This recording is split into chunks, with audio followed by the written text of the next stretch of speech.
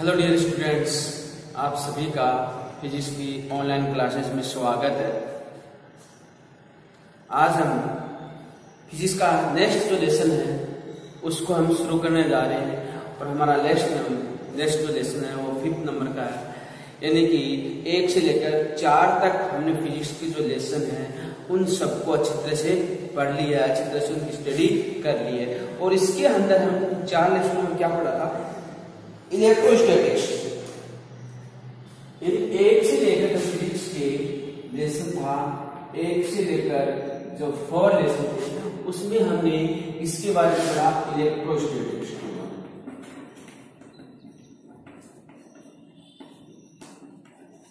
Electrostatics के बारे में जाना, यानी कि स्थिर विद्युत। इसमें हमने जो भी पढ़ा उसमें हमने आवेश को क्या किया? स्थिर कर दिया, आवेश को फिक्स कर दिया और उसके जो प्रभाव थे उनको हमने स्टडी किया। इलेक्ट्रोस्टैटिक्स फिजिक्स की एक ऐसी ब्रांच है जिसके अंदर आवेश के विभिन्न पूर्ण द्रव्यों का अध्ययन किया जाता है, लेकिन कौन सी कंडीशन में?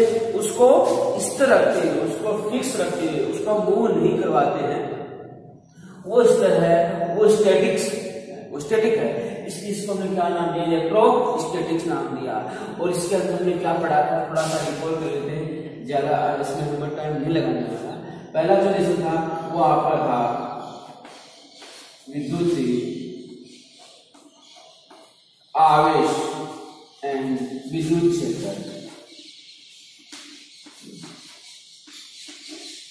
विद्युत आवेश एंड विद्युत क्षेत्र, इसके अंदर हमने पढ़ा आवेश क्या होते हैं, आवेश के विभिन्न गुणधर्म क्या है उनका हमने स्टडी किया। एंड विद्युत क्षेत्र क्या है, विद्युत क्षेत्र की तीव्रता क्या होती है, और किसी बिंदु आवेश के कारण r दूरी पर हम विद्युत क्षेत्र की तीव्रता किस प्रकार से ज्ञात करते हैं उसके बारे में स्टडी किया। दूसरा जो लेसन हमारा आया था वो गाउस का नियम था। गाउस का नियम एवं इसके नियम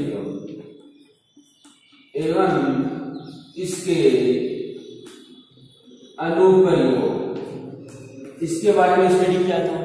और इसमें हमने क्या देखा कि किसी बंद पृष्ठ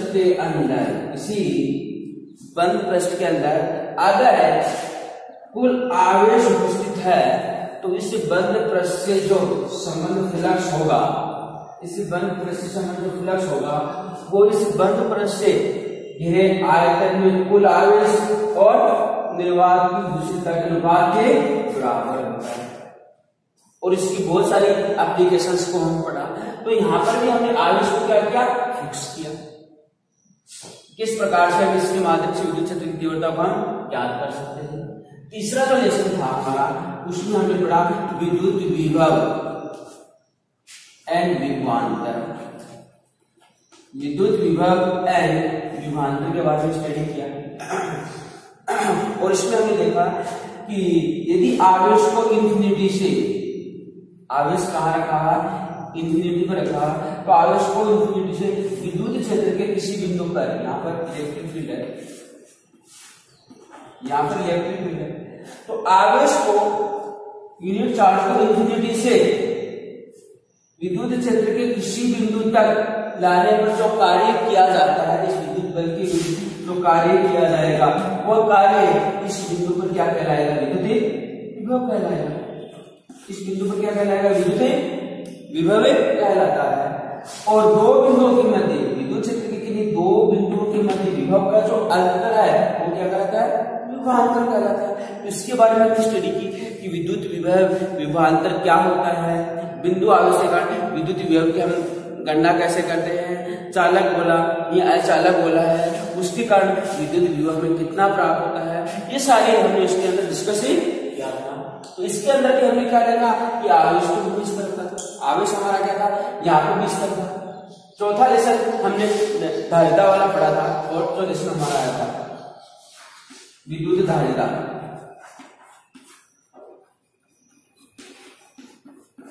विद्युत धारिता इसके अंदर हमें संधारित्र, किसी चालक की धारिता क्या होती है इसको हम कैसे फाइंड आउट करते हैं, और संधारित्र क्या है, विभिन्न प्रकार के संधारित्र क्या होते हैं, और संधारित्रों का कॉम्बिनेशन श्रेणी क्रम और समांतर क्रम में करते हैं तो हमें धारिता पर क्या प्रभाव पड़ता है। श्रेणी क्रम हमने समायोजन किया, समांतर क्रम हमने समायोजन किया, और ये सारी चीजें हमने इसके अंदर स्टडी की है और इन सबको हमने अच्छी तरह से देखा है। तो ये सारे लेसन 1 से 4 तक हमने कंप्लीट कर लिए हैं, अच्छी तरीके से हमने पढ़े हैं, इनके सारे न्यूमेरिकल किए हैं, वेरी शॉर्ट क्वेश्चन है, उनको भी हमने सोल्व किया है। तो मुझे नहीं लगता कि अगर आपने मेरे सारे वीडियो वॉच किए हैं यहाँ तक के, उसमें आपका दिक्कत हो, यानी कि 4 लेसन आपके कंप्लीट हो जाने चाहिए, अच्छी तरह से कंप्लीट हो जाने चाहिए।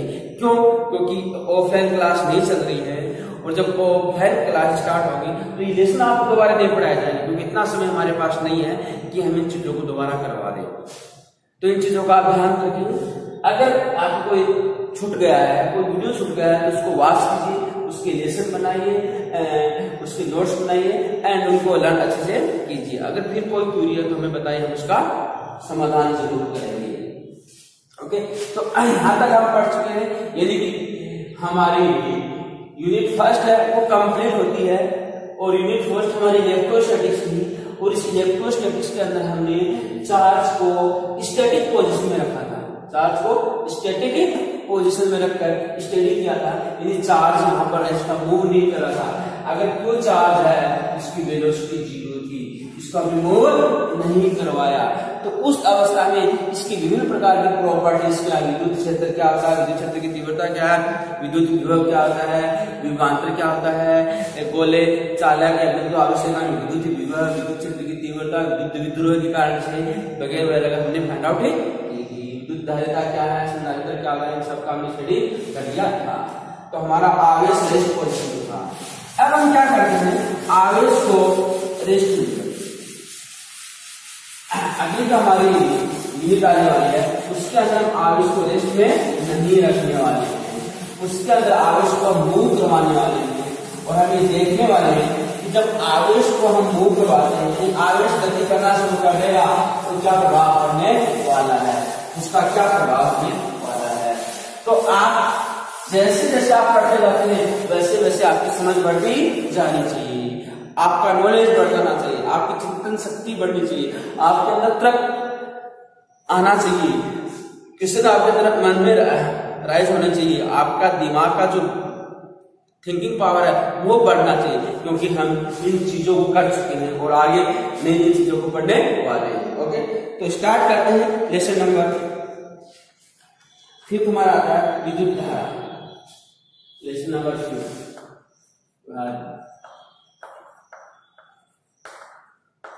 लेसन 5 है विद्युत धारा।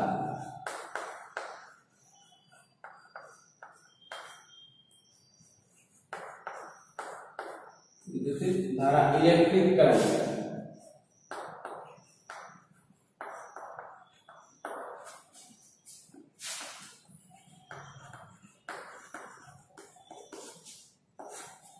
विद्युत धारा इलेक्ट्रिक। तो आज का लेसन हमारा रहने वाला लेसन नंबर 5 है इलेक्ट्रिक करंट, यानी कि विद्युत धारा।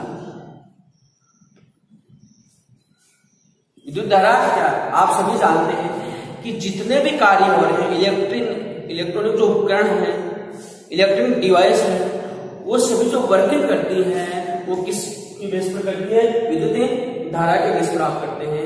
जैसे इस रूम के अंदर है, रात को रोशनी चली गई है तो हमने बटन ऑन किया तो प्रकाशमान हो गया, ठीक है। पंखा चलाना है तो बटन ऑन किया, पंखा चला, कूलर चला, टीवी चला, रेडियो चला, मोबाइल चला, ये जितने भी साधन हम यूज कर रहे हैं उन सब के अंदर क्या होता है, करंट होता है, इलेक्ट्रिक करंट, विद्युत धारा होता है। तो विद्युत धारा का बहुत बड़ा रोल है, विद्युत धारा का बहुत बड़ा रोल है। तो इस लेसन के अंदर हम विद्युत धारा पढ़ने वाले, विद्युत धारा क्या होती है, धारा घनत्व क्या है, ओम का नियम क्या है,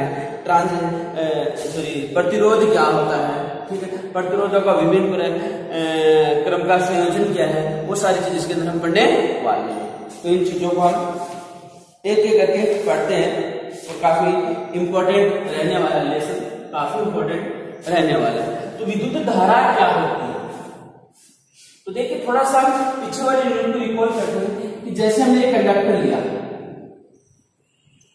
ये हमने एक कंडक्टर एक चालक गोला लिया है, इसको हम आवेश देंगे तो ये आवेश इसके बाहरी आवरण पर चला जाएगा। ये आवेश इसके बाहरी आवरण पर चला जाएगा। जैसे इसको आवेश दिया, ये आवेश इसके बाहरी आवरण पर जाएगा, क्योंकि हम जानते हैं कंडक्टर के अंदर आवेश क्या होता है? जीरो होता है, इसलिए इसके अंदर इलेक्ट्रिक फील्ड क्या होता है? जीरो होता है। ये आवेश, जैसे इसको हमने आवेश दिया, जैसे इसको आवेश देंगे तो जैसे आवेश देंगे तो यहां से यहां तक आ गया, थोड़ा सा विस्थापित तो हुआ, लेकिन कुछ समय पश्चात रेस्ट में आ गया। यानी ये जो चार्ज है वो रेस्ट पोजीशन में है, रेस्ट पोजीशन में है, विराम अवस्था में, तो यहाँ पर हम कहते। लेकिन यदि ध्यान दीजिए कि अगर ये संपूर्ण चार्ज, अगर ये चार्ज है कैसा भी हो, पॉजिटिव हो नेगेटिव हो, इस प्रकार का आवेश का जमाव रहा है और ये चार्ज इस प्रकार से मूव करना शुरू कर दे, गति करना शुरू कर दे, जितने समय तक हम इसको कैलकुलेट करना चाह रहे हैं उतने समय तक गति करना शुरू कर दे। यहाँ पर हो सकता है इसमें गति हो हल्की सी, कि यहाँ वाला यहाँ पहुंच गया, यहाँ वाला यहाँ पहुंच गया, लेकिन कुछ समय पश्चात बहुत ही शॉर्ट टाइम पीरियड पश्चात ये पूरी चीज, ये पूरा आवेश यहाँ पर फिक्स हो जाएगा, कांस्टेंट हो जाएगा। लेकिन यहां पर क्या कर रहे हैं कि इतना सारा चार्ज इकट्ठा हो रहा, ये चार्ज अगर इस पर्टिकुलर दिशा में मूव करना शुरू कर दे, मूव करना शुरू कर देंगे तो हम कह सकते हैं कि यहां पर विद्युत धारा, हम कह सकते हैं यहां पर विद्युत धारा बहना शुरू हो गई है। तो विद्युत धारा क्या हुआ? आवेशों का प्रवाह। विद्युत धारा क्या हुआ? आवेशों का प्रवाह विद्युत धारा कहेंगे। यहां पर आवेश प्रवाह नहीं कर रहे हैं, आवेश प्रवाह नहीं कर रहे, लेकिन यहाँ पर आवेश गति अवस्था में आवेश ने गति करना शुरू कर दिया। तो हमने एक नया कॉन्सेप्ट लेके आए कि जब आवेश गति करना शुरू कर देंगे तो हमने उस कॉन्सेप्ट में, कॉन्सेप्ट को क्या नाम दिया? विद्युत धारा का नाम दिया। सपोज करो इसी को हम आगे बढ़ाते हैं, इधर ऐसा पॉजिटिव चार्ज आवेशों का हमने समझ लिया, इधर एक ऐसा नेगेटिव चार्ज का, नेगेटिव चार्ज का हमने क्या ले लिया। अब इनके बच्चे एक कंडक्टर एक चालक करते हैं, इनको जोड़ दे, एक चालक करते हैं, इनके मध्य में एक क्या कर ले? चालक। ये हमें कंडक्टर का एक चालक। अब क्या होगा? चालक, आपको नाम से पूछते हैं, चालक का मतलब एक ऐसा पदार्थ जिसमें अंदर मुक्त इलेक्ट्रॉन हो। चालक क्या होता है? एक ऐसा पदार्थ है जिसके अंदर मुक्त इलेक्ट्रॉन, फ्री इलेक्ट्रॉन काफी अधिक संख्या में पाए जाते हैं। और फ्री इलेक्ट्रॉन्स का मीनिंग क्या होगा? कि जो इलेक्ट्रॉन्स हैं, सपोज करें ये परमाणु है, ये परमाणु है, इसके बाह्य कोश में इलेक्ट्रॉन बैठा है, बाह्य कोश में इलेक्ट्रॉन है, ये इलेक्ट्रॉन इस न्यूक्लियस से वेरी लूज बॉन्ड से बाउंडेड है, ये बंधा हुआ नहीं है। इस पर न्यूक्लियस का, ये जो न्यूक्लियस इसका इस पर जो फोर्स लग रहा है बहुत वीक फोर्स है, बहुत ही वीक फोर्स है। तो क्या होगा? एक दूसरा चार्ज यहाँ एटम यहाँ होगा, एक दूसरा एटम यहाँ होगा और एटम यहाँ होगा, क्योंकि जो पदार्थ होता है उसके अंदर बहुत सारे एटम होते हैं। तो फिर क्या करेगा? ये इलेक्ट्रॉन इससे लूजली बाउंडेड है, फिर ये भी इस पर फोर्स लगा रहा है, ये भी इसी प्रकार का फोर्स लगा रहा है, ये भी सभी फोर्स लगा रहे हैं, उस पर नेट फोर्स जीरो होगा। तो ये इधर भी मूव कर सकता है, फिर ये इधर भी मूव कर सकता है, फिर ये इधर भी मूव कर सकता है, फिर ये।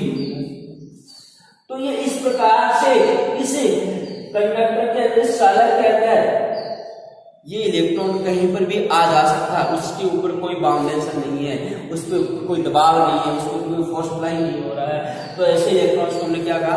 मुक्त इलेक्ट्रॉन। तो ये कंडक्टर था, इसके पास मुक्त इलेक्ट्रॉन थे, ये कंडक्टर था, इसके पास मुक्त इलेक्ट्रॉन थे, ये मुक्त इलेक्ट्रॉन इसके पास है, ये फ्री इलेक्ट्रॉन है, ये फ्री इलेक्ट्रॉन है, ये फ्री इलेक्ट्रॉन है। अब क्या होगा? ध्यान देना, थोड़ा सा इस सिचुएशन को हमने ऐसे बनाने का प्रयास किया है कि किस प्रकार से आवेश फ्लो करेगा, इस प्रकार से आवेश फ्लो करेगा।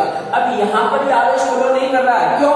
इस पर कोई फोर्स अप्लाई नहीं हो रहा, इसके ऊपर कोई फोर्स अप्लाई नहीं हो रहा। अगर बाह्य फोर्स अप्लाई हो, आकर्षण या प्रतिकर्षण का बल लगे तो ये भी मूव करना शुरू कर देता है। लेकिन यहाँ पर हमने ऐसी सिचुएशन क्रिएट नहीं की है। क्यों? क्योंकि हम आवेश को इस तरह रखना चाह रहे थे और इस तरह अवस्था में इसको स्टडी करना चाह रहे थे।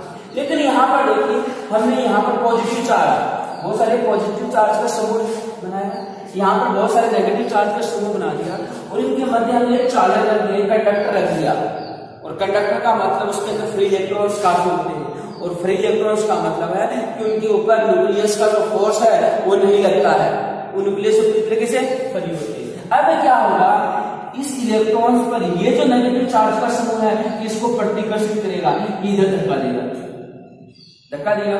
और ये पॉजिटिव चार्ज इसको अपनी तरफ अट्रैक्ट करेगा, तो नेगेटिव चार्ज इधर गति करना शुरू कर देगी। ध्यान देना, ये नेगेटिव चार्ज इधर गति करना शुरू कर देगा। ध्यान दीजिए, यानी कि ये जो फ्री इलेक्ट्रॉन्स है नेगेटिव चार्ज है, इधर से प्रतिकर्षण बल लग रहा है, इधर से आकर्षण बल लग रहा है, तो ये ए से, अगर ये ए है तो ए से बी की तरफ मूव करना शुरू कर देंगे, ए से बी की तरफ मूव करना शुरू कर देंगे। यानी आवेश का प्रवाह हो गया, आवेश का प्रवाह होना शुरू होगा। इलेक्ट्रॉन्स है वो ए से बी की तरफ जा रहे हैं, इलेक्ट्रॉन्स ए से बी की तरफ जा रहे हैं। तो हम यहाँ पर क्या कह रहे हैं कि आवेश गति कर रहा है, आवेश फ्लो कर रहा है।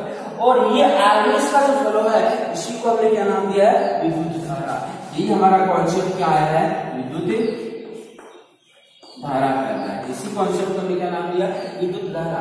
अब ध्यान देना, क्योंकि आवेश इलेक्ट्रॉन से ए से बी की तरफ गया है, इलेक्ट्रॉन्स ए से बी की तरफ जा रहा है, लेकिन जो हमने कंडक्टर रखा है, जो हमने सपोज कंडक्टर यहाँ रखा था, ये कंडक्टर का, इसके अंदर फ्री इलेक्ट्रॉन्स तो है लेकिन इसका नेट चार्ज शून्य है। नेट चार्ज क्या होगा, जीरो होगा। नेट चार्ज क्या है, जीरो है। क्यों? इसके पास फ्री इलेक्ट्रॉन्स हैं, जितने इसके पास नेगेटिव चार्ज है उतना इसके पास क्या है, पॉजिटिव चार्ज है। तो यहाँ हुआ क्या, जैसे ये नेगेटिव इलेक्ट्रॉन, जैसे नेगेटिव इलेक्ट्रॉन इसके अंदर चला गया तो यहाँ से नेगेटिव और आ जाएगा इलेक्ट्रॉन। भाई ये स्थान ये निकल गया, यहाँ से निकल गया, यहाँ से लगा, इसके अंदर चला गया, इसके अंदर चला गया, तो क्या होगा, यहाँ से एक नेगेटिव इलेक्ट्रॉन है वो यहाँ आएगा, नेगेटिव इलेक्ट्रॉन यहाँ आएगा। तो पहले भी इसके पास नहीं है, अब भी नहीं है, तो नेट चार्ज क्या है, जीरो। तो कंडक्टर के अंदर नेट चार्ज क्या होगा, जीरो होगा। ये आपको ध्यान रखना है, क्योंकि ये इलेक्ट्रॉन्स, फ्री इलेक्ट्रॉन्स थे पहले भी थे, अब ये इलेक्ट्रॉन यहाँ से चला गया तो इसकी कमी होगी, तो यहाँ से तो इलेक्ट्रॉन्स का जमावड़ा था वो इधर आ जाएगा, जितना कम हुआ उतना इधर से आ जाएगा। तो नेट चार्ज क्या रहेगा, जीरो रहेगा।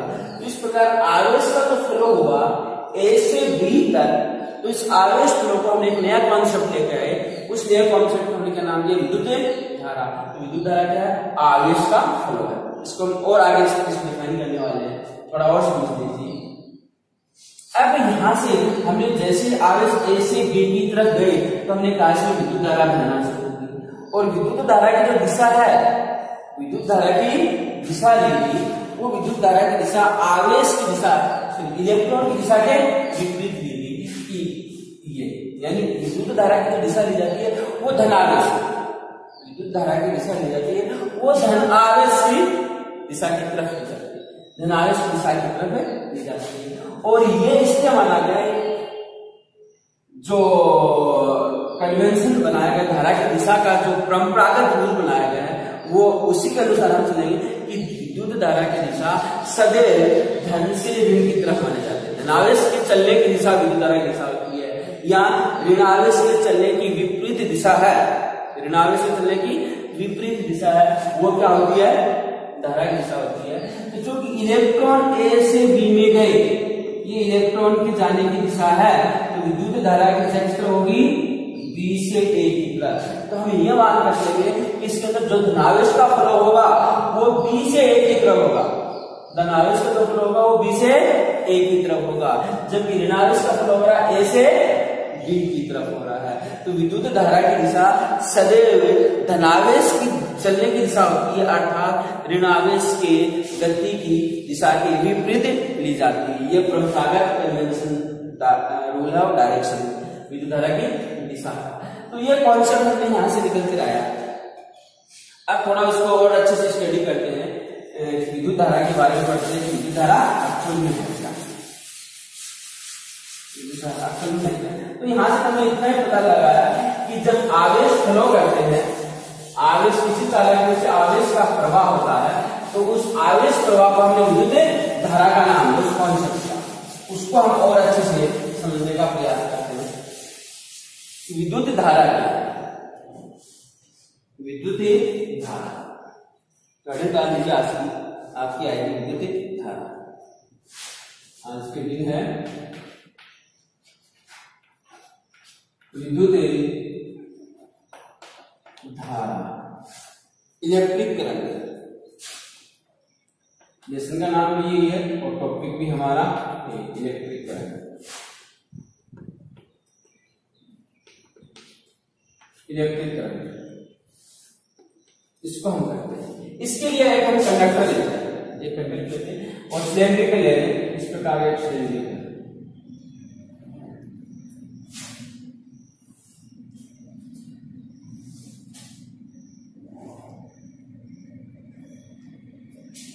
ये एक बेलनाकार चालक है और इस बेलनाकार चालक को हम बैटरी से जोड़ देते हैं।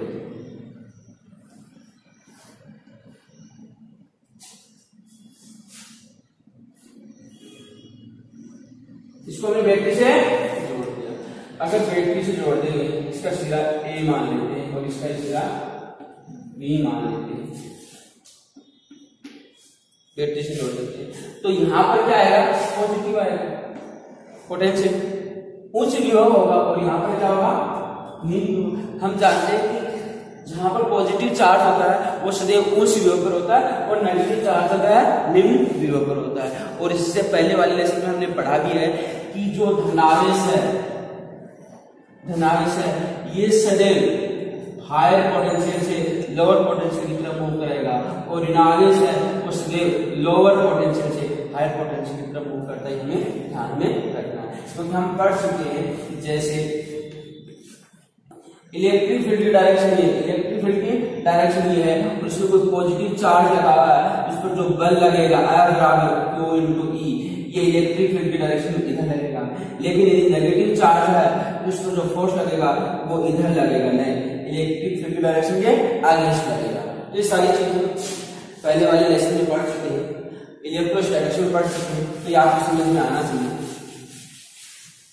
तो ध्यान दीजिए, ये जो आपको बेलनाकार चालक था, एक बेलनाकार चालक है, उसके दोनों सिरों को हमने बैटरी से कनेक्ट कर दिया, यानी कि इसका ए सिरा प्लस से कनेक्टेड है, बी सिरा माइनस से कनेक्टेड है। इसका अर्थ ये हुआ कि इसका ए सिरा उस विभव पर है, बी सिरा क्या है?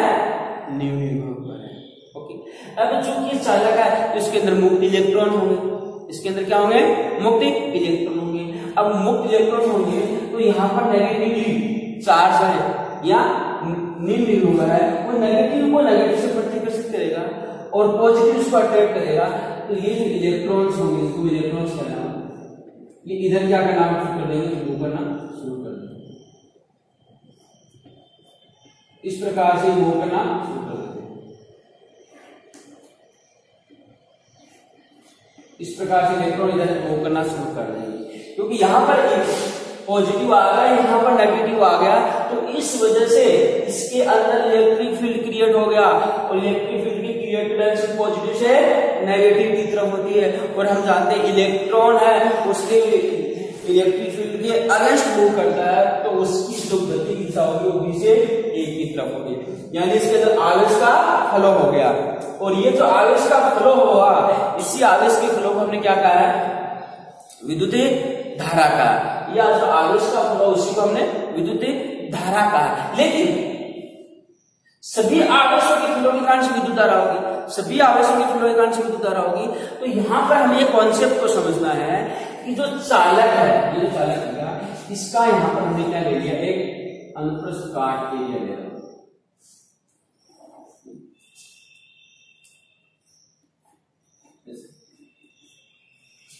तो जो भी कंडक्टर है उसका जो अनुप्रस्थ काट है, उस अनुप्रस्थ काट एरिया से पर सेकंड जितना आवेश फ्लो होगा वो वो जितना आवेश फ्लो होगा वो करंट का मैग्नीट्यूड होगा। वो करंट का क्या होगा? मैग्नीट्यूड। करंट क्या हुआ?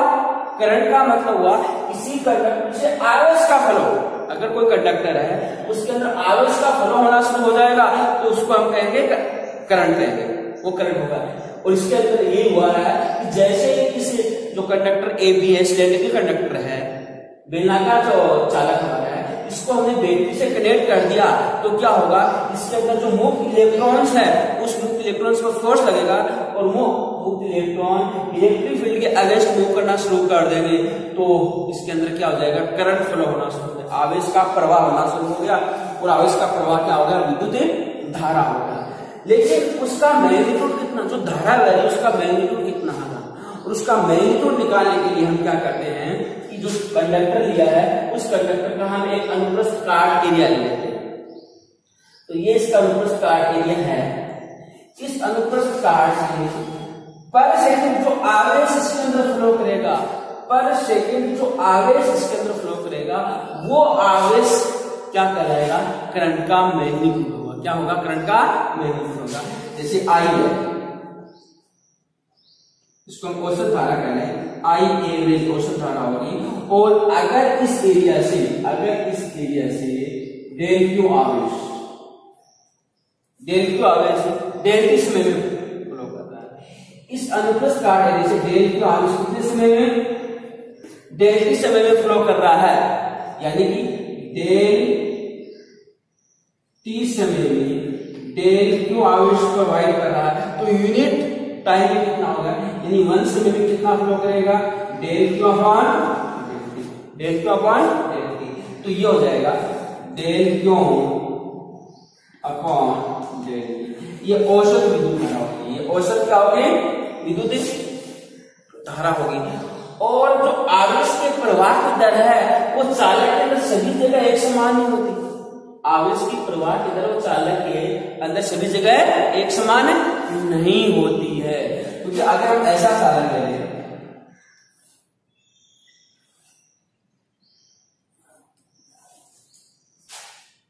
ठीक है, ऐसा चालक ले तो यहां पर आवेश की प्रवाह की दर यहां अलग होगी, प्रवाह की दर, और यहां क्या होगी? अलग होगी।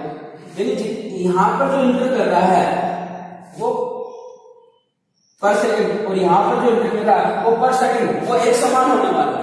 यहां पर इंटर करने वाला पर सेकंड और यहां पर इंटर करने वाला पर सेकंड एक समान होने वाला है। लेकिन ये एरिया ज्यादा और ये एरिया पर क्या है? कम है। तो यहां पर हम कह सकते हैं कि जो है 1 सेकंड के अंदर कम चार्ज फ्लो हो रहा है। 1 सेकंड के अंदर कम चार्ज फ्लो हो रहा है। यहां पर 1 सेकंड के अंदर ज्यादा चार्ज इंटर कर रहा है। तो जो रेशियो आने वाला, दर आने वाली है वो एक समान यहाँ पर आने वाली है। तो देखिए इसको एक्सप्लेन करते हैं। तो विद्युत धारा क्या होगी? आवेश के प्रवाह की दर होगी। सिंपली परिभाषा लेंगे तो आवेश के प्रवाह की दर होगी। तो इसको हम परिभाषा छोटे व्यक्त कर लेते हैं। देखिए परिभाषा, किसी चालक के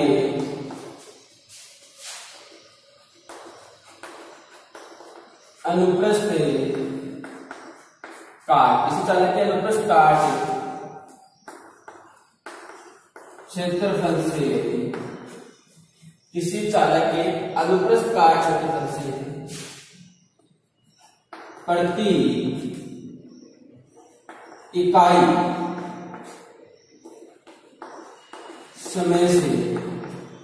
इकाई समय से गुजरने वाले नेट आवेश को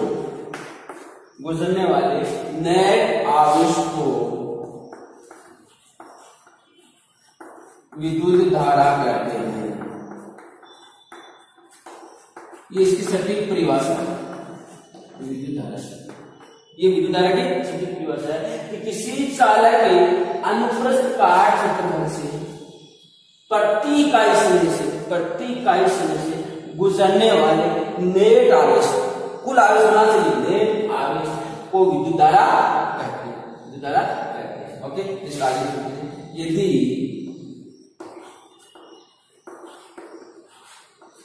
किसी चालक से, यदि किसी चालक से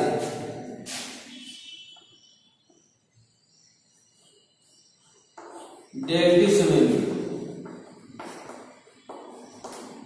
यदि किसी चालक से डेल्टी समय में डेल्टो आवेश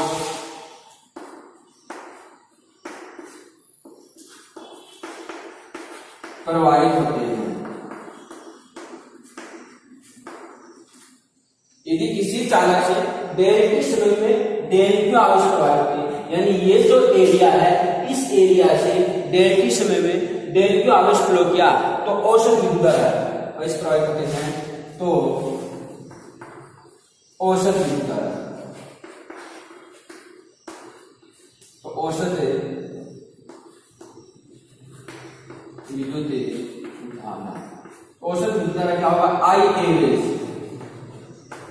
आई एवरेज बराबर क्या आएगा? डेल्टो अपॉन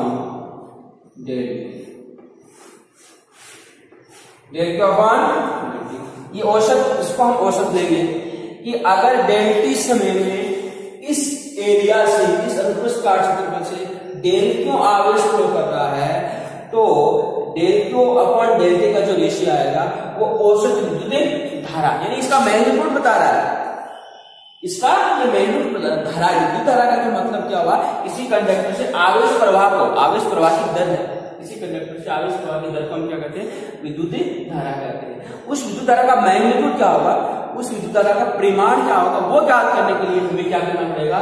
इसका अनुप्रस्थ काट लेना पड़ेगा, और उस अनुप्रस्थ काट से यूनिट समय में कितना आवेश फ्लो होगा वो हमें देखना होगा। ओके, इक्वेशन नंबर 1 ये हो गया, इसको नोट कर लीजिए। इसके पश्चात हम आगे देखते हैं।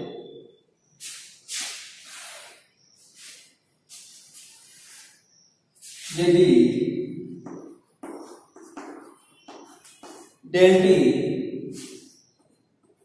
टेंस टू 0, यदि डेल्टी टेंस टू 0, यदि इस समय बहुत अल्फा, बहुत छोटा समय ले लिया, बहुत छोटा समय, यदि डेल्टी टेंस टू 0 तो तात्कालिक हो जाएगा, तो तात्कालिक विद्युत धारा, तात्कालिक विद्युत धारा अर्थात आई लिखेंगे, आई बराबर लिमिट लगा दीजिए, limit delta t tends to 0, delta t tends to 0 और डेल्टो अपॉन डेल्टी, या इसको बोला जाएगा आई बराबर डी अपॉन आई बराबर डी अपॉन डी, इसका समीकरण। ये विद्युत धारा की एक्चुअल परिभाषा आई बराबर डी अपॉन डी टी। ये क्या कर रहा है? किसी चालक में आवेश प्रवाह की दर, क्या कर, किसी चालक में आवेश प्रवाह की दर को विद्युत धारा कहते हैं। यहां से हमें रिजल्ट निकलता है किसी चालक में डी अपॉन डी टी क्या है? डी अपॉन डी टी क्या है? परिवर्तन की दर, किसका? आवेश का, किसके सापेक्ष? समय के सापेक्ष परिवर्तन की दर निकालते हैं कि वेरी शॉर्ट टाइम में जो आवेश फ्लो कर रहा है किसी एरिया से, उससे उसकी परिवर्तन की दर क्या होगी, वो हमें क्या कहलाती है? विद्युत धारा। वो उसका मैग्नीट्यूड आएगा उस टाइम पीरियड में उसका।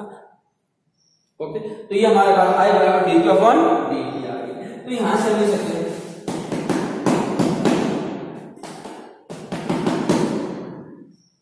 इसको मिटा देता हूं, समीकरण 2 के नीचे या इधर ही दे देता हूं, अर्थात किसी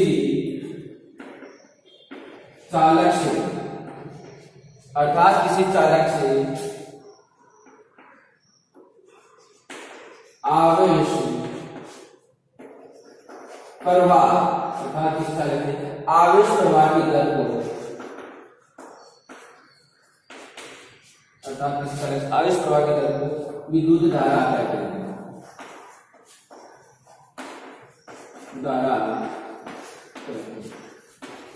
अर्थात किसी चालक से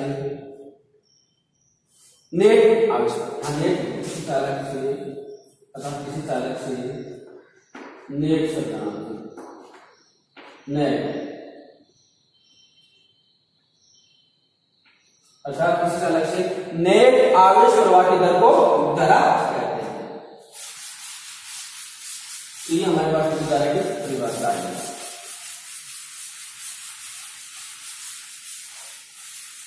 यहां नोट लगा कर ये वेरी इंपॉर्टेंट, नोट लगा कर लिखेंगे।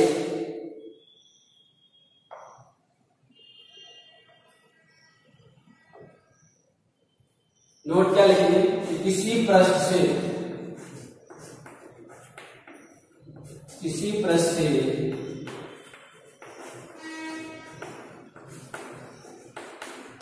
विद्युत धारा के किसी पृष्ठ से विद्युत धारा किसी पृष्ठ से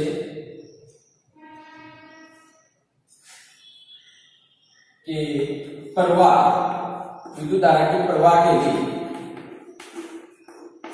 आवश्यक है। किसी पृष्ठ विद्युत धारा के प्रवाह के लिए आवश्यक है कि उस पृष्ठ से आवेश का नेट प्रवाह, उस पृष्ठ से आवेश का नेट प्रवाह होना जरूरी है। इस पृष्ठ से विद्युत धारा के प्रवाह के लिए आवश्यक है कि इस पृष्ठ से आवेश का नेट प्रवाह जरूरी है। नेट प्रवाह जरूरी है। अगर नेट प्रवाह नहीं हुआ, नेट प्रवाह शून्य हो गया तो वहां पर विद्युत धारा नहीं बहेगी। कहने का मतलब है अगर इस एरिया से यूनिट समय में एक इलेक्ट्रॉन इधर जा रहा है, 1 इलेक्ट्रॉन इधर गया, 1 इलेक्ट्रॉन इधर गया, और यदि 1 इलेक्ट्रॉन इधर से आ गया, 1 इलेक्ट्रॉन इधर गया और 1 इलेक्ट्रॉन इधर से आ गया, इसका मतलब नेट प्रवाह शून्य हो गया, उसका नेट प्रवाह शून्य हो गया और उससे कोई विद्युत धारा प्रवाहित नहीं होगी। ध्यान देना, ये जो कंडक्टर है, इस कंडक्टर का ये जो एरिया है, इस एरिया से यूनिट समय में यदि एक इलेक्ट्रॉन इधर जा रहा है और एक इलेक्ट्रॉन इधर चला गया तो इससे नेट प्रवाह क्या हो गया? शून्य हो गया। और नेट प्रवाह शून्य हो गया, इसके कारण से इसके अंदर कोई विद्युत धारा प्रवाहित नहीं होगी। सामान्य जो कंडक्टर है, चालक है, उसके अंदर विद्युत धारा प्रवाहित नहीं होगी, क्योंकि हम जानते हैं कि सपोज ये कंडक्टर था, ये कंडक्टर था, जैसे यही है, इस कंडक्टर मैंने यहां लिया, क्या किया, इसके अंदर मैंने बैटरी अप्लाई की, यहां पर मैंने बैटरी अप्लाई की, यहां पर बैटरी अप्लाई नहीं की, तो इसके अंदर तो मुक्त इलेक्ट्रॉन है, यहाँ पर भी मुक्त इलेक्ट्रॉन है, यहाँ पर भी मुक्त इलेक्ट्रॉन है। इसके पास ये मुक्त इलेक्ट्रॉन क्या होगा? जैसे इलेक्ट्रॉन था, कुछ इलेक्ट्रॉन इधर जाएंगे, कुछ इलेक्ट्रॉन इधर मूव करेंगे, कुछ इलेक्ट्रॉन इधर मूव करेंगे, कुछ इलेक्ट्रॉन इधर मूव करेंगे, कुछ इधर जाएंगे, कुछ इधर जाएंगे, तो रेंडमली मूव करते हैं, रेंडमली मूव करते हैं।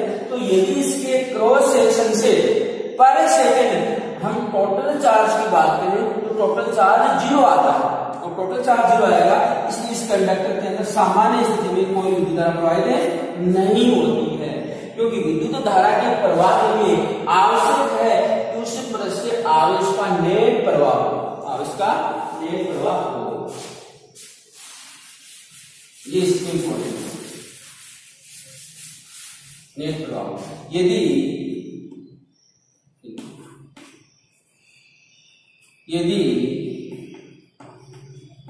आवेश का नेट प्रवाह शून्य, यदि आवेश का नेट प्रवाह शून्य है तो उस पृष्ठ से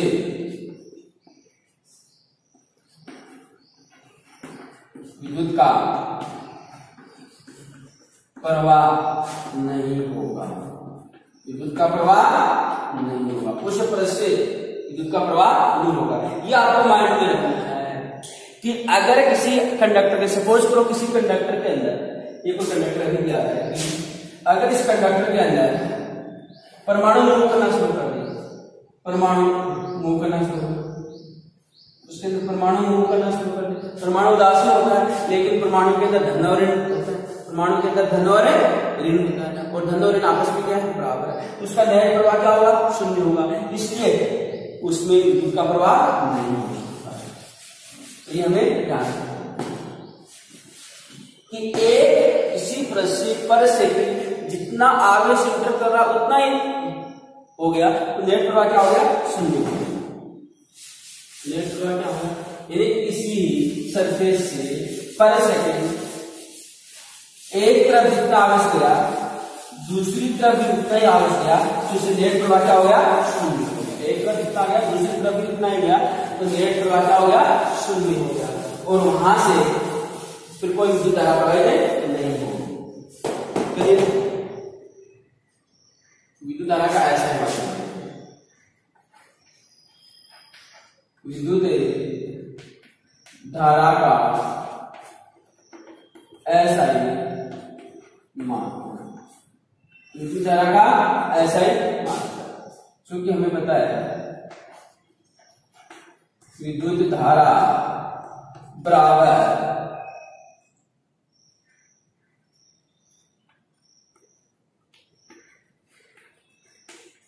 अनुप्रस्थ क्षेत्रफल, अनुप्रस्थ क्षेत्रफल से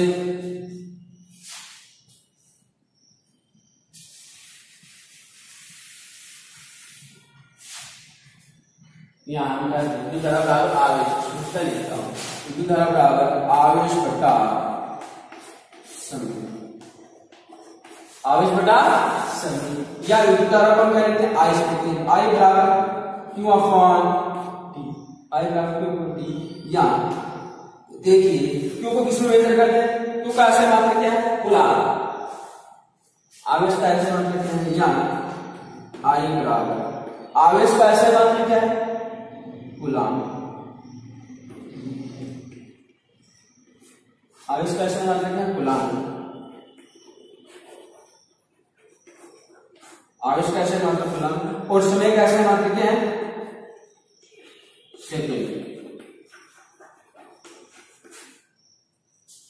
आवेश का ऐसे मान कूलम्ब और समय का ऐसे मान रखें सेकंड, तो कूलम्ब पर सेकंड, यहाँ आई बराबर क्या हो गया, कूलम्ब पर सेकंड, और कूलम्ब पर सेकंड ध्यान रखें, कूलम्ब है और ये सेकंड है, कूलम्ब पर सेकंड इसको हम कहते हैं एम्पियर, एम्पियर, कूलम्ब पर सेकंड क्या कहलाता है, एम्पियर। तो विद्युत धारा का ऐसा ही मात्रक क्या हुआ, अतः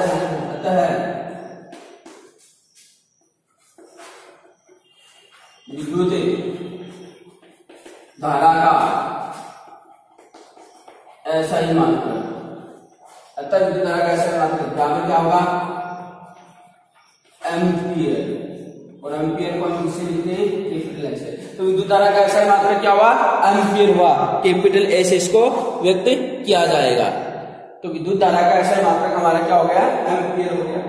यहाँ पर एक एम्पियर की परिभाषा को हम जनरली नहीं पढ़ेंगे, क्योंकि आगे एक एम्पियर की जो परिभाषा आने वाली है इंपॉर्टेंट परिभाषा, उसको हम पढ़ेंगे।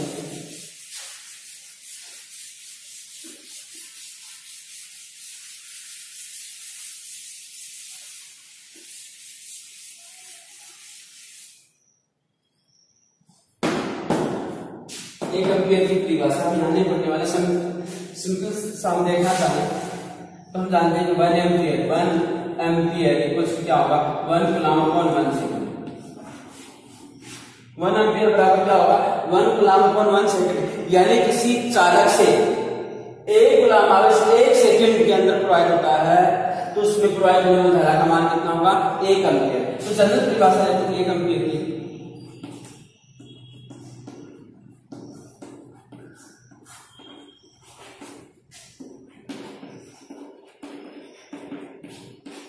एक एम्पियर की मानक परिभाषा नहीं है, ये एक एम्पियर की मानक परिभाषा नहीं है। सिंपली हम कह देते हैं, लेकिन ऐसा इसको हम सही नहीं मानते, लेकिन सिंपली हम कह देते हैं कि अगर किसी कंडक्टर से 1 कूलम्ब आवेश 1 सेकंड तक फ्लो करता है, तो उसमें प्रवाहित धारा का मान कितना होगा, 1 एम्पियर होगा।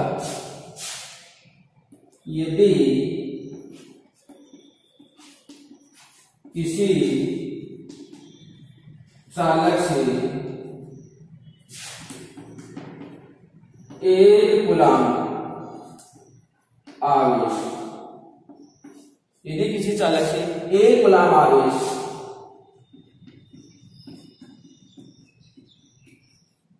एक सेकंड में प्रवाहित होता है, यदि किसी चालक से 1 कूलाम आवेश 1 सेकंड में प्रवाहित होता है तो उस चालक में प्रवाहित धारा का मान, प्रवाहित धारा का मान 1 एम्पीयर, प्रवाहित धारा का मान 1 एम्पीयर होता है। ये उसका सिंपल सी परिभाषा है जो जनरली काम में नहीं आने वाली है, उसको हम नहीं पढ़ेंगे।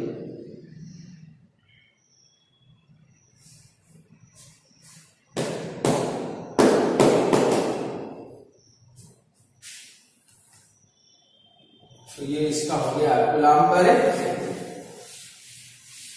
एम्पीयर। ओके,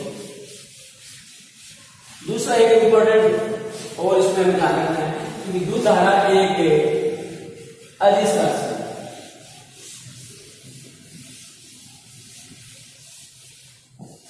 नोट लगा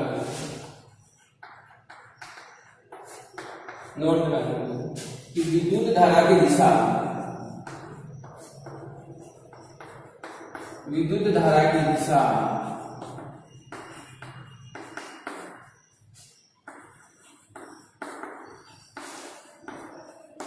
धनावेश के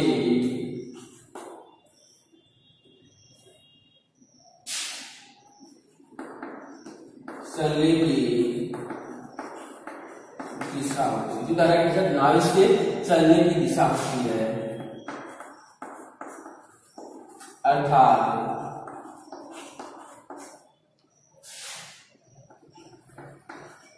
ऋणावेश, अर्थात ऋणावेश इसको कहते हैं इलेक्ट्रॉन। विद्युत धारा की दिशा धनावेश के चलने की दिशा, विद्युत धारा की दिशा है वो धनावेश के चलने की दिशा होती है, अर्थात ऋणावेश की गति की दिशा के विपरीत होती है।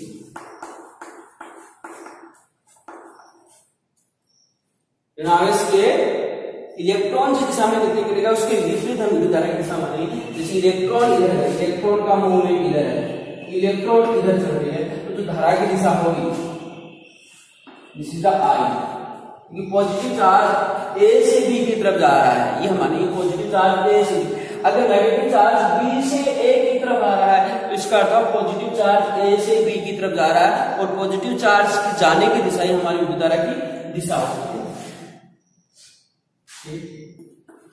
विद्युत धारा की दिशा धनावेश के चलने की दिशा होती है, अर्थात ऋणावेश की गति की दिशा के विपरीत होती है। दूसरा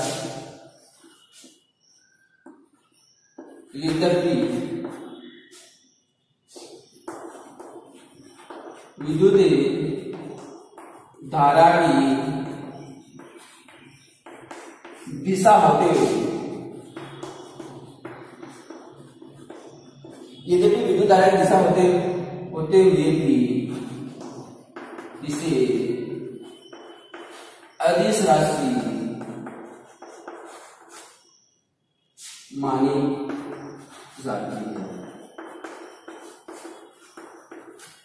यद्यपि विद्युत धारा की दिशा होते हुए भी इसे अदिश राशि मानी जाती है। अदिश राशि क्यों मानी जाती है? इसका बड़ा कारण है कि यह सदिश योग है उसका पालन नहीं है, सदिश योग का पालन नहीं करता, सीधा बीजगणितीय योग है, ये इसका मतलब है। इसके इसको अदिश मिलते हैं कि इसकी दिशा होती है, इसको कैसा माना गया है, इसकी दिशा होती है किसी अदिश राशि मानी जाती है। एक तो फैक्टर हम बता दें क्योंकि आई बराबर क्या है Q/1, Q क्या है, ये भी अदिश राशि है, आवेश कैसी है अदिश राशि है, समय भी कैसी है, अदिश राशि है। इसकी धारा कैसी राशि होगी, अदिश। तो एक तो सीधा सिंपल हम ये मान लेते हैं अदिश क्यों है, क्योंकि आवेश भी अदिश राशि है, समय भी अदिश राशि है, इसलिए इन दोनों से हमें तीसरी राशि मिल रही होगी, क्या होगी, अदिश होगी।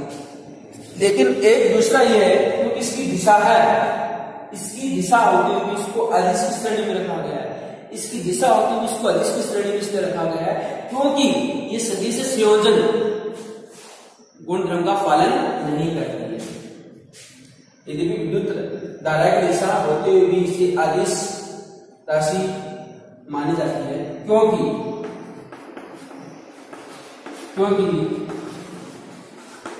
विद्युत धारा सदिश योग का पालन नहीं करती है, सदिश योग का पालन नहीं करती है।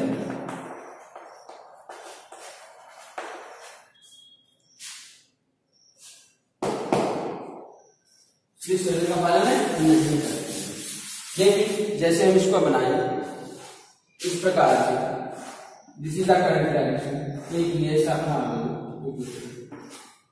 ये कौन थीटा है, ये कौन थीटा है, इधर से I1 आया, इधर से I1 आया, ये I2 है और ये I3 है।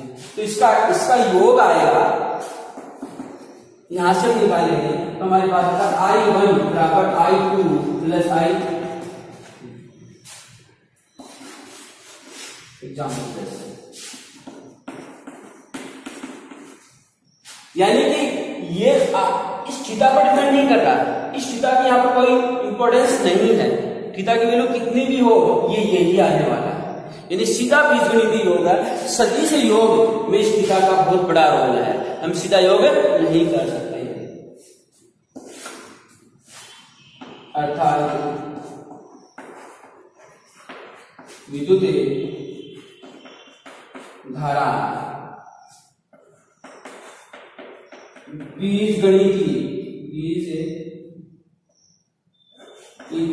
धारा बीजगणितीय योग का पालन करती है, बीजगणितीय योग का पालन करती है। सदिश योग का पालन नहीं कर रही है, बीजगणितीय योग है, सदिश योग का पालन नहीं करती है, बीजगणितीय योग। अगर सदिश योग का पालन करते हैं तो इस थीटा का इंपॉर्टेंस होती और थीटा की इंपॉर्टेंस होती तो यहाँ पर ये रिजल्ट नहीं आता, इसका दूसरा रिजल्ट होता है। ओके, तो ये हमारा इसके अंदर था।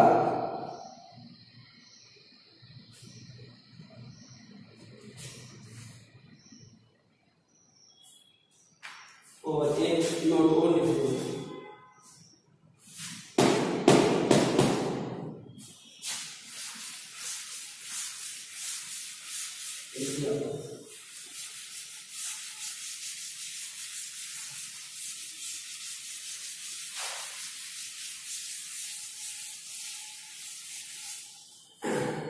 तीसरा पॉइंट दिखाता हूं कि किसी चालक के सभी समतलों, किसी चालक के सभी समतलों से विद्युत धारा, किसी चालक के सभी समतलों से विद्युत धारा एक समान प्रवाहित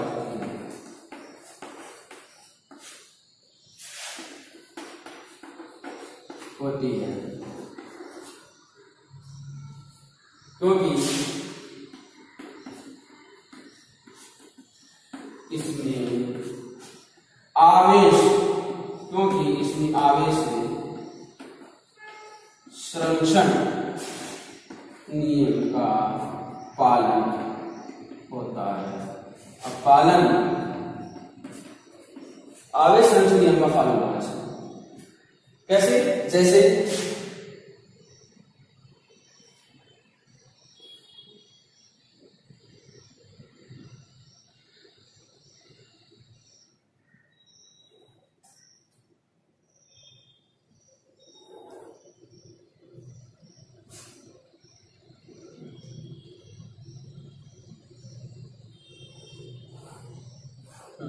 इस प्रकार से, ठीक, ये कंडक्टर है, तो इसके अंदर आई धारा फ्लाइट होगी, इसके अंदर आई धारा फ्लाइट होगी, तो यहाँ पर भी क्या होगी, आई होगी, और यहाँ से भी कितनी निकलेगी, आई निकलेगी, यहाँ से भी कितना निकलेगा, आई। यानी कि कहने का मतलब ये हुआ, ध्यान देना, इसके इस एरिया से, इसके इस एरिया से जितना आवेश पर सेकंड निकला उतना ही आवेश इस एरिया से निकले, उतना ही आवेश इस एरिया से निकले और उतना ही आवेश इस एरिया में निकले। यानी पर सेकंड यहां से जितना आवेश निकल रहा है इस एरिया से उतना ही यहां से निकलेगा, उतना ही यहां से निकलेगा। अगर ऐसा नहीं हुआ, अगर ऐसा नहीं हुआ, सपोज करो ऐसा नहीं हुआ, कंडक्टर की मैं बात करता हूं, तो क्या दिक्कत आने वाली है? तो यह है कि जो भी कंडक्टर है उसका कोई भी एरिया ले ले, उसका कोई भी अनुप्रस्थ काट ले ले, वहां से पर सेकंड गुजरने वाले आवेश की मात्रा एक समान होगी, विद्युत धारा की मात्रा एक समान होगी। सपोज करेंगे इसका एक ये एरिया लिया और ये एरिया, ठीक है, इस एरिया में से 5 इलेक्ट्रॉन इंटर हो गए और यहां से 1 इलेक्ट्रॉन निकल गया, 1 इलेक्ट्रॉन। ध्यान देना, इस एरिया से 5 इलेक्ट्रॉन इंटर हो गए, पर सेकंड 5 इलेक्ट्रॉन और इसमें से पर सेकंड 5 इलेक्ट्रॉन निकल रहा है। इसमें से कितना निकला, 5 इलेक्ट्रॉन पर सेकंड, इसमें से कितना निकला, 1 इलेक्ट्रॉन पर सेकंड। इसका मतलब 4 इलेक्ट्रॉन यहां पर शेष हो गए, 4 इलेक्ट्रॉन बच गए, 4 इलेक्ट्रॉन।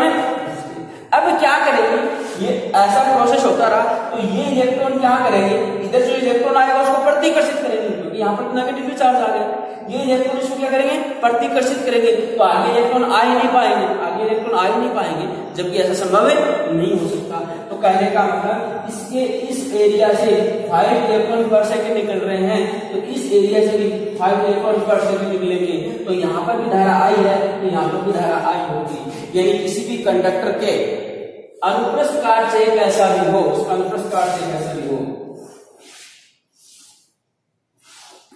ये अब ये पानी की बात की, यहां से पर सेकंड पानी जितना इसके अंदर आता है उतना ही पर सेकंड इसमें से निकलेगा, उतना ही पर सेकंड इसके अंदर से निकलेगा। ऐसा तो नहीं यहाँ इकट्ठा हो जाएगा, इकट्ठा नहीं होगा। अब यहाँ इसकी स्पीड कम हो जाएगी, यहाँ इसकी स्पीड बढ़ जाएगी, क्योंकि यहाँ प्रेशर कम हो जाएगा, यहाँ प्रेशर अधिक हो जाएगा, बस इतना ही होने वाला है। सेम आवेश के अंदर होगा कि उसके इस एरिया से पर सेकंड जितना आवेश इंटर कर रहा है इस एरिया में पर सेकंड उतना ही आवेश इंटर करेगा और उसमें भी यहाँ पर भी आई की मात्रा, यहाँ पर भी आई की मात्रा, यहाँ पर भी आई की मात्रा क्या आएगी, एक समान आने वाली।